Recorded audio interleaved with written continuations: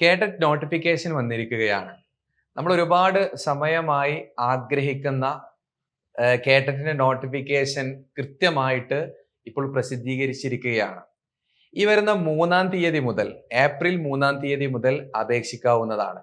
അപ്പൊ നമുക്കറിയാം, കേഡറ്റ് എന്ന് പറയുന്നത് ഏതൊരാളുടെയും വലിയൊരു സ്വപ്നമാണ്. ഇപ്പം PSC എക്സാമിനേഷന് ഒരാൾ ട്രൈ ചെയ്യണമെങ്കിൽ പോലും, അപേക്ഷിക്കണമെങ്കിൽ പോലും കേഡറ്റ് നിർബന്ധമാണെന്നിരിക്കെയാണ് ശരിക്കും അതിന്റെ ഒരു വാല്യൂ വരുന്നത്. ഇപ്പൊ ഈ വരുന്ന ജൂണിൽ നമ്മുടെ ബഹുമാന്യനായ വിദ്യാഭ്യാസ മന്ത്രി സ്പെഷ്യൽ കേഡറ്റ് എക്സാം സർവീസിലുള്ള ആളുകൾക്ക് വേണ്ടി നടത്താനിരിക്കുകയാണ്. ഇത് കോമൺ എക്സാം ആണ് ഇപ്പോൾ പ്രഖ്യാപിച്ചിരിക്കുന്നത്. അപ്പോൾ വളരെ പ്രധാനപ്പെട്ട ചില കാര്യങ്ങളാണ് ഈ ഒരു വീഡിയോയിലൂടെ നൽകുന്നത്. ഒന്നാമത്തേത്, ഈ കേഡറ്റിന്റെ നോട്ടിഫിക്കേഷൻ വന്നു കഴിഞ്ഞ് ഇനി ഏകദേശം 1.5 മാസത്തിന്റെ ഉള്ളിലാണ് നമുക്ക് പരീക്ഷ നടക്കാനുള്ളത്. പരീക്ഷയുടെ തീയതി എന്ന് പറയുന്നത് മെയ് 12ഉം മെയ് 15ഉം. ഞാൻ ഡീറ്റെയിൽ ആയിട്ട് തീയതികൾ പറയാം.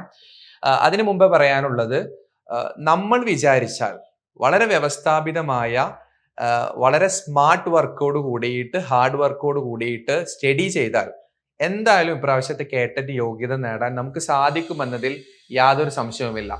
അതുകൊണ്ട് തന്നെയാണ് ചില കാര്യങ്ങൾ പ്രധാനമായും നിങ്ങൾ ഉണർത്തുകയാണ്. ഈ വരുന്ന 31-ാം തീയതി നമ്മളുടെ ഒരു വെബിനാർ നടക്കുന്നുണ്ട്. ഒരു വർക്ക്ഷോപ്പാണ്, ഒരു 1 ഡേ വർക്ക്ഷോപ്പ്. ഈ വർക്ക്ഷോപ്പിൽ നിങ്ങൾ സ്റ്റഡി ചെയ്യുന്നത് എങ്ങനെ, അതിന്റെ പ്ലാൻ എങ്ങനെയാവണം, ഈ ഒരു 10-45 ദിവസത്തിന്റെ ഉള്ളിൽ എങ്ങനെ പഠിക്കണം, പഠിക്കുമ്പോൾ ശ്രദ്ധിക്കേണ്ട കാര്യങ്ങളൊക്കെ വിശദീകരിക്കുന്നുണ്ട്. 31-ാം തീയതിയാണ്. അതിന്റെ ഡീറ്റെയിൽസും ഞാൻ ഡിസ്ക്രിപ്ഷനിൽ കൊടുക്കാം.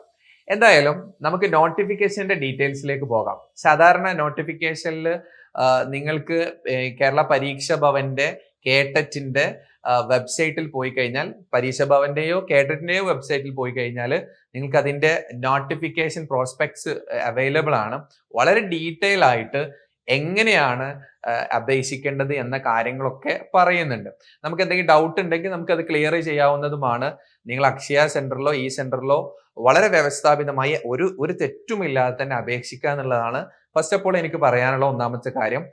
പഠനവുമായി ബന്ധപ്പെട്ട പ്ലാന് നമ്മുടെ 31-ാം തീയതിയുള്ള പ്രോഗ്രാം വളരെ വിശദമായിട്ട് നമ്മൾ വിശദീകരിക്കും. ശരി, നിങ്ങൾ ഓർത്തെടുക്കേണ്ട അല്ലെങ്കിൽ നിങ്ങൾ മറന്നു പോവാൻ പാടില്ലാത്ത ഇമ്പോർട്ടന്റ് ആയിട്ടുള്ള ചില ഡേറ്റുകൾ പറയുകയാണ്. ഒന്നാമത്തെ കാര്യം, ഓൺലൈനായി രജിസ്ട്രേഷൻ ആരംഭിക്കുന്ന, കേഡറ്റിന്റെ രജിസ്ട്രേഷൻ ആരംഭിക്കുന്ന ഡേറ്റ് എന്ന് പറയുന്നത് 3-4-2023, അഥവാ ഏപ്രിൽ 3-ാം തീയതി മുതലാണ് നിങ്ങൾക്ക് അപേക്ഷിക്കാൻ കഴിയുന്നത്. ഈ 3-ാം തീയതി എന്ന് പറഞ്ഞിട്ട് 3-ാം തീയതി 2 ദിവസം കഴിഞ്ഞിട്ട് അപേക്ഷിക്കാൻ, അല്ലെങ്കിൽ 4-ാം തീയതി എന്ന് വിചാരിക്കണ്ട. പറ്റുമെങ്കിൽ 3-ാം തീയതി തന്നെ നിങ്ങൾ എന്ത് ചെയ്യാം, അപേക്ഷിക്കുവാൻ തയ്യാറാവുക. രണ്ടാമത്തെ പ്രധാനപ്പെട്ട കാര്യം എന്ന് പറയുന്നത്, ഓൺലൈനായിട്ട് അപേക്ഷിക്കുവാനും ഫീസ് അടയ്ക്കാനുമുള്ള അവസാന തീയതി എന്ന് പറയുന്നത് 17-4-2023 ഏപ്രിൽ 2023 17-ാമത്തെ ദിവസം, 17-ാം തീയതി വരെ മാത്രമേ അപേക്ഷിക്കാൻ പറ്റുള്ളൂ. 18-ാം തീയതി വരെ നിങ്ങൾക്ക് പ്രിന്റ് ഔട്ട് ചെയ്യാൻ പറ്റും. പക്ഷേ വളരെ പ്രധാനപ്പെട്ട ഒരു സംഗതി എന്താണെന്ന് വെച്ചാൽ, 17-ാം തീയതി വരെ നിങ്ങൾ കാത്തു നിൽക്കരുത്. കാരണം സെർവർ എറർ, ജാം, കുറേ പ്രശ്നങ്ങൾ ഉണ്ടാകും. പലരും കുറേ കഴിഞ്ഞ് വിളിക്കാറുണ്ട്, നമ്മുടെ ഓഫീസിലേക്കൊക്കെ വിളിച്ചു പറയും പിന്നെ കിട്ടുന്നില്ല, എന്താ ചെയ്യേണ്ടത്. അപ്പൊ നമ്മൾ ആദ്യം തന്നെ അപേക്ഷിക്കേണ്ട നിങ്ങളുടെ എല്ലാ സർട്ടിഫിക്കറ്റിന്റെ കോപ്പീസും കാര്യങ്ങളൊക്കെ വെച്ചിട്ട് തന്നെ അപേക്ഷിക്കാം. സ്പെല്ലിംഗ് മിസ്റ്റേക്ക് ഇല്ലാണ്ടിരിക്കാൻ ശ്രദ്ധിക്കാം.